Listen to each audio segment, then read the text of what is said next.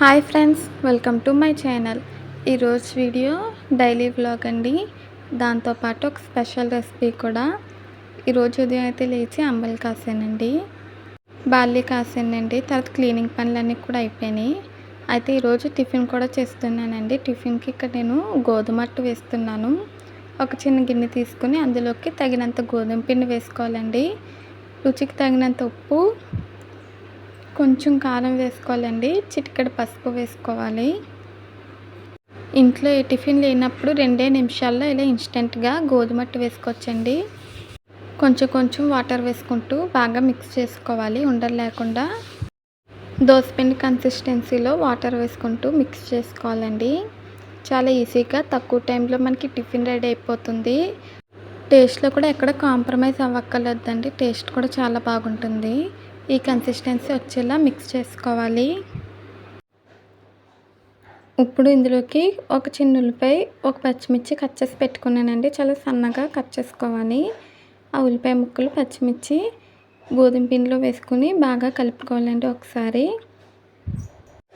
ఇంట్లో ఏమీ లేనప్పుడు ఇలా మనకి తొందరగా టిఫిన్ రెడీ అయిపోతుందండి. ఒక గోధుమ పిండి ఉంటే సరిపోతుంది. ఇప్పుడు అట్ల రేకు పెట్టానండి. అట్ల రేకు హీట్ అయ్యాక మనం ఇలా దీన్ని దోశలాగా వేసుకోవాలండి. ఇందులో ఉల్లిపాయ ముక్కలు వేస్తాం కదా, అందుకే ఇలా పిండి పైనుంచి వేసుకోవాలి. ఇలా అట్టు షేప్ వచ్చేలా పిండి వేసుకొని పైనుంచి కొంచెం ఆయిల్ వేసుకొని కాల్చుకోవాలండి.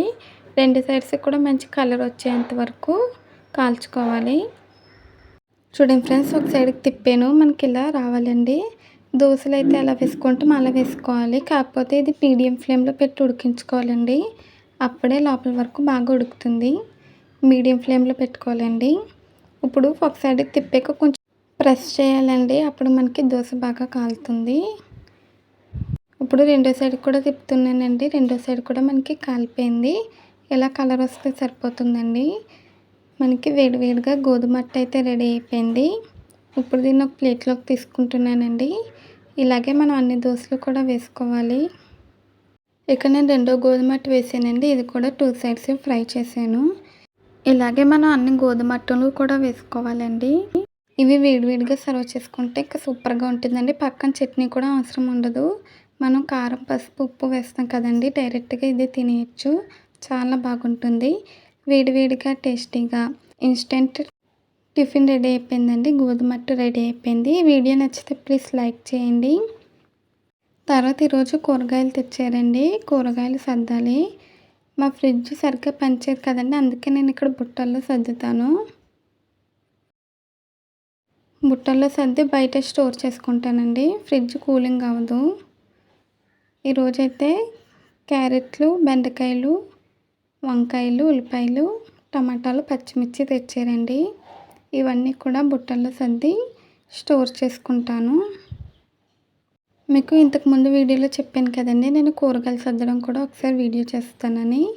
ఈరోజైతే నాకు వీలు కుదిరిందండి. ఈరోజైతే నేను కూరగాయలు సర్దడం చేశాను. ఎండాకాలం అయితే మరీ ఫ్రిడ్జ్ కూలింగ్ అవ్వదు కదండి, ఇంకా బయట స్టోర్ చేస్తాను. ఇంకా కొంచెం చలికాలం, వర్షాకాలం అయితే కొన్ని ఫ్రిడ్జ్లో పెడతానండి. గోధుమ అట్టు చాలా ఈజీగా తక్కువ టైంలో మనకి రెడీ అయిపోతుందండి. మీరు ఎప్పుడూ ట్రై చేయకపోతే ఒకసారి ట్రై చేయండి, చాలా బాగుంటుంది. ఇలాగే ఇక్కడ తెచ్చిన కూరగాయలన్నీ కూడా బుట్టలో సర్దేసానండి. ఒక 3 రకాలు తెచ్చుకుంటామండి. అవి అయిపోయాక మళ్ళీ తెచ్చుకుంటాము. ఒకేసారి ఎక్కువ తెచ్చుకోమండి, ఎందుకంటే మేము బయట స్టోర్ చేసుకోవాలి కదా, పాడైపోతాయి. ఒక 2 లేదా 3 రకాలు తెచ్చుకొని స్టోర్ చేసుకుంటామండి. ఉల్లిపాయలన్నీ కూడా బుట్టలో వేసేసాను. తర్వాత పచ్చిమిర్చి సర్దానండి.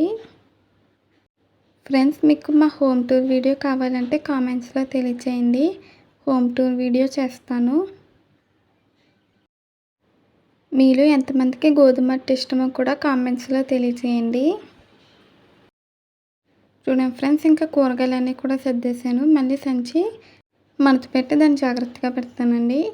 మాకు కూరగాయల సంచిది, ఎప్పుడు కూరగాయలకి వెళ్ళినా ఈ సంచిని పట్టుకెళ్ళి యూస్ చేస్తాము. దీంతోనే తెచ్చుకుంటామండి. ఇదండి ఈరోజు వ్లాగ్. ఇక్కడితో ఎండ్ చేస్తున్నాను. ఈ వీడియో మీకు నచ్చితే ప్లీజ్ లైక్ చేయండి, షేర్ చేయండి, సబ్స్క్రైబ్ చేయండి, కామెంట్ చేయండి.